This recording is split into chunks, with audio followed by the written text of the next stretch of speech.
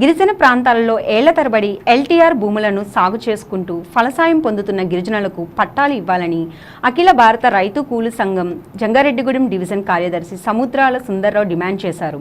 Jangareddygudem RDO కార్యాలయం వద్ద అఖిల భారత రైతు కూలీ సంఘం ఆధ్వర్యంలో బుట్టాయిగూడెం మండలం మర్రిగూడెం గ్రామ గిరిజనులు ధర్నా నిర్వహించారు. ఈ సందర్భంగా సుందర్రావు మాట్లాడుతూ మర్రిగూడెం గ్రామంలోని ఎల్టీఆర్ భూములను గత 30 సంవత్సరాలుగా గిరిజనులు సాగు చేసుకుంటూ ఫలసాయం పొందుతున్నారన్నారు. ఈ భూములకు సంబంధించి పట్టాలు ఇవ్వాలని పలుమార్లు అధికారులను కోరినట్లు తెలిపారు. గతంలో జంగారెడ్డిగూడెం ఆర్డీఓ 170 యాక్ట్ ద్వారా ఈ భూములకు పట్టాలు ఇస్తామని తెలిపారని గుర్తు చేశారు. కావున తక్షణమే ఈ భూములకు సంబంధించి సాగు చేసుకుంటున్న గిరిజనులకు పట్టాలు ఇవ్వాలని డిమాండ్ చేశారు. అదేవిధంగా మర్రిగూడెం గిరిజనుల సమస్యలను పరిష్కరించాలని కోరారు. ఈ కార్యక్రమంలో సంఘం రాష్ట్ర అధ్యక్షులు తలారి ప్రకాష్, నాయకులు యేసుపాదం రమేష్తో పాటు మర్రిగూడెం గ్రామ గిరిజనులు పెద్ద సంఖ్యలో పాల్గొన్నారు.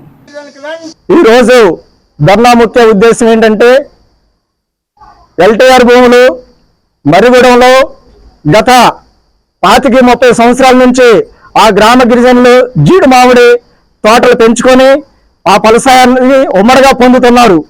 ఇటీవల కాలంలో ఆ భూములకి పట్టాలు ఇవ్వాలని చెప్పేసి అనేక సార్లు స్థానిక ఎంఆర్ఓ ఆఫీసులో పట్టాల మీద దరఖాస్తులు పెట్టుకోవడం జరిగింది.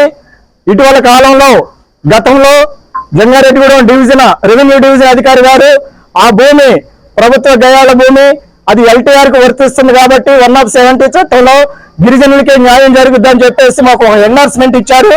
ఆ ఎండార్స్మెంట్ ప్రకారం మర్రిగూడెం గ్రామ గిరిజనులకి 6 సర్వే నెంబర్లో ఉన్నటువంటి ఆ భూమి 44 ఎకరాల భూమి కాబట్టి అది 36 కుటుంబాలు ఉమ్మడిగా వ్యవసాయం చేసుకొని ఉమ్మడి ఫలసాయం పొందుతున్నారు కాబట్టి దాని మీద పట్టాలు ఇవ్వాలని చెప్పేసి డిమాండ్ చేస్తున్నాము.